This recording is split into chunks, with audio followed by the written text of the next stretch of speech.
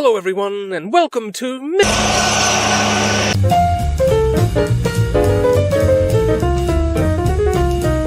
This is Asia, and here's North Korea. Now let's march on over and have a look, shall we? The aboundingly mountainous land we know as North Korea has been inhabited for eons, and as the slow centuries crept by, its hunter inhabitants began to farm and make freaky-looking masks out of seashells.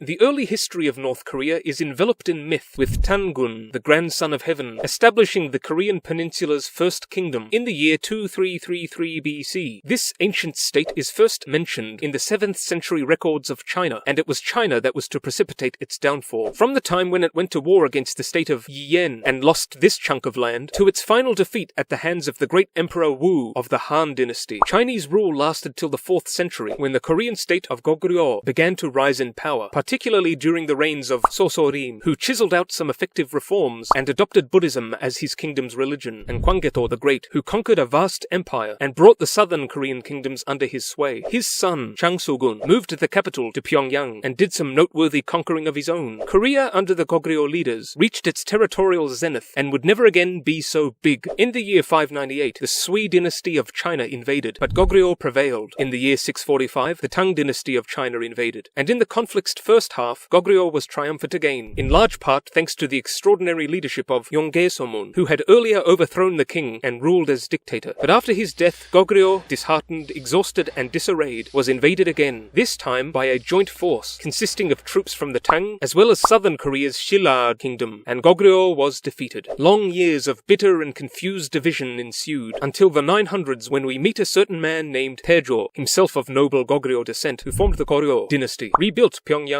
and succeeded in unifying Korea. And yes, the name Korea does indeed derive from Koryo, which of course itself came from Goguryeo. Art and learning enjoyed a flourishing, but bad times surfaced in the 1200s when the Mongols invaded and ravaged the land in multiple campaigns that caused the usual miseries of death and destruction. The Koreans fought hard but were eventually compelled to make peace and become a vassal state of the Mongol Yuan dynasty. Though Koryo managed to push the Mongols out, it was then attacked by Chinese Red Turban rebels, who were themselves revolting against Mongol rule in China. Koryo was then raided by Japanese pirates and finally ended up overthrown in 1398 by Taejo of Chosun, who founded the Chosun dynasty. You might even say he was the chosen one.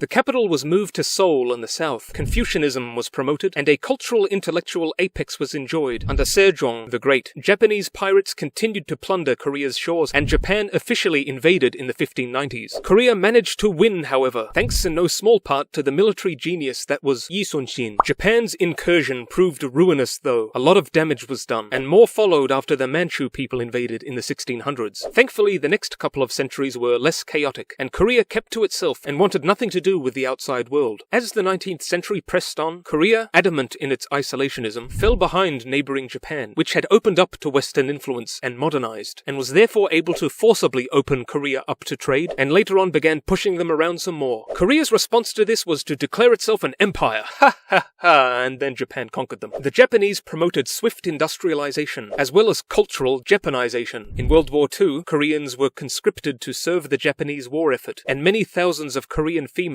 were forced to become comfort women for Japanese soldiers. Japan lost the war, and Korea was occupied by Allied troops, the Communist Soviet Union in the north, and the capitalist USA in the south. The Soviets and the Americans were on the same team in the Second World War, but that changed after that conflict's conclusion. Korea's division was only supposed to be a temporary thing, but as the months and years passed, the two sides simply couldn't come to an agreement on the country's management, so it remained split, and in 1948, two different governments arose, North Korea and South Korea, and both of them claimed the other bit as rightfully theirs. North Korea's first leader was Kim Il-sung, a friend to the Soviet Union, which supplied him with weapons and artillery, with which he equipped his army and, in 1950, invaded South Korea, thus instigating the Korean War. North Korea swiftly overran most of the south, taking the capital, Seoul. But after the American-led UN forces counterattacked, North Korean troops were forced to retreat. The Americans, South Koreans, and other allies then advanced into North Korea, but were then pushed back after China entered the war war on North Korea's side. The Chinese were unable to push UN forces out of South Korea, however, and the hard-fought war entered a stalemate and ended as one. So, after millions of deaths and atrocities committed by both sides, an armistice was signed, and Korea remained divided. In the years after the war, North Korea enjoyed an economic upsurge and continued to bulk up its military. But while the country aspired towards self-reliance, it remained dependent on aid from the Soviet Union and China. It also began to shrink more and more away from relations with the rest of the world. Just like the old Chosun kingdom, attempts to unify the two Koreas failed, and were not helped by North Korea's sporadic acts of aggression. By the 1980s, South Korea had shot ahead of the North in its economy, the North struggling with the cessation of aid following the collapse of the Soviet Union. The dictator Kim Il-sung, who had glitteringly arrayed himself in a cult of personality, died in 1994, the very year a catastrophic famine struck the country. Hundreds of thousands, perhaps millions, died of hunger. Meanwhile, the son of Kim Il-sung, Kim Jong-il, became leader, and while this portrait shows him surrounded by birds and flowers, his regime was far from serene. The economy was miserably administered, international relations worsened, and its nuclear weapons program intensified. Upon Kim Jong-il's death in 2011, he was succeeded by his son Kim Jong-un as supreme leader. North Korea today, secretive and sequestered, has an unknown Human Development Index ranking, though some class it as medium, and is considered one of the least free and least democratic countries in the world, with a much criticized human rights record. Though its population is only half that of South Korea, the country possesses one of the world's biggest militaries, and the people are apparently very fond of rollerblading. Now, as to the future of North Korea, what do you think sits in store? Comment below, but for now, bye-bye!